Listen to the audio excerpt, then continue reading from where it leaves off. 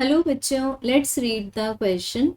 An iron block of sides 50 centimeter by 8 centimeter by 15 centimeter has to be pushed along the floor. The force required will be minimum when the surface in contact with ground is. So बच्चों इस question से related article हम refer कर सकते हैं 11th NCERT part 1 page number 100 पर. So given है question में एक आयरन ब्लॉक जिसके डायमेंशंस गिवन है हमें. सो हम आयरन ब्लॉक को एक क्यूबॉइड के फॉर्म में बना सकते हैं इस तरह से, क्योंकि question is very easy but diagram के समझना बहुत आसान हो जाएगा. तो ये है बच्चों हमारे पास में एक क्यूबॉइड जिसकी लेंथ हम मान लेते हैं 50 centimetre. then we can consider its breadth as 15 centimeter और मान सकते हैं इसकी हाइट as 8 सेंटीमीटर. अब इसको हमें फ्लोर पर पुश करना है. सो इस तरह से हम मान लेते हैं यहाँ पर फ्लोर है और ये जो फ्लोर है इस तरह से मान लिया हमने फ्लोर. तो जब हम इसको फ्लोर पर पुश करेंगे तो हमें बताना है कि किस सरफेस के साथ में जो फोर्स रिक्वायर्ड होगा इस क्यूबॉइड को पुश करने के लिए वो मिनिमम रिक्वायर्ड होगा. सो बच्चों सबसे पहले तो हम ये देखते हैं कि कौन सा फोर्स इसको पुश कर पाएगा, means when it is possible to push the cuboid.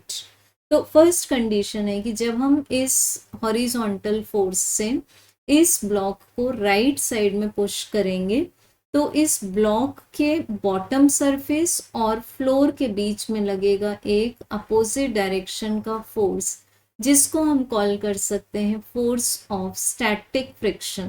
क्योंकि जब ये रेस्ट में था तब यहाँ पर इसके इंटरलॉकिंग के कारण force of static friction act कर रहा है.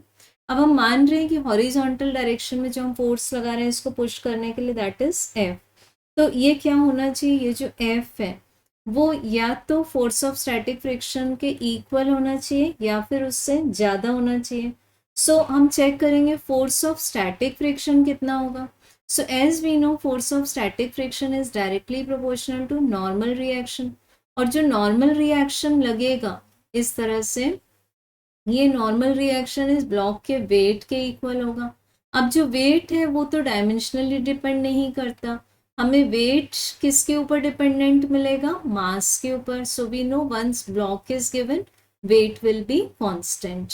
तो हम बोल सकते हैं because normal reaction is equal to weight आएगा and force of static friction का answer the coefficient of static friction multiplied by normal reaction आएगा. सो इसको जब हम पुट कर देंगे बच्चों इस इक्वेशन में तो we get the force to push should be more than or equal to mu s multiplied by n.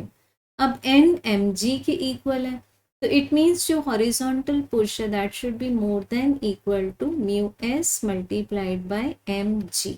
तो इट मीन्स यहाँ से हमें जो हॉरिजॉन्टल पुश के लिए फोर्स रिक्वायर्ड है वो सरफेस के डायमेंशंस पर डिपेंड नहीं करता, वो डिपेंड करता है म्यू एस एम और जी पर. यहाँ कहीं भी एल बी एच इन्वॉल्व नहीं है.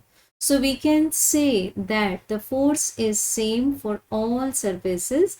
सो correct answer is option number 4. Thank you.